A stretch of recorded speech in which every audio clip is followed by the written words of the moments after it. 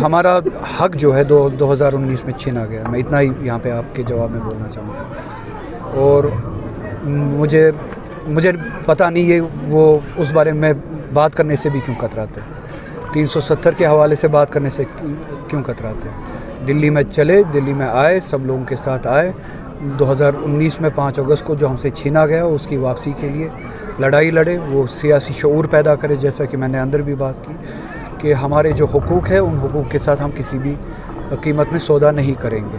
اس کے لیے دلی جانا پڑے, اور ایک دن کے لیے نہیں, ایک دن لوگوں کو خاموش کرنے کے لیے نہیں, اپنے اصول پہ, اپنے حق پہ کھڑے رہے, تب تک لڑے جب تک وہ حقوق ہمارے واپس بحال نہیں ہوتے. اور اسی شعور کی میں نے جو ہے شامل ہوں گے اس احتجاج میں دلی میں.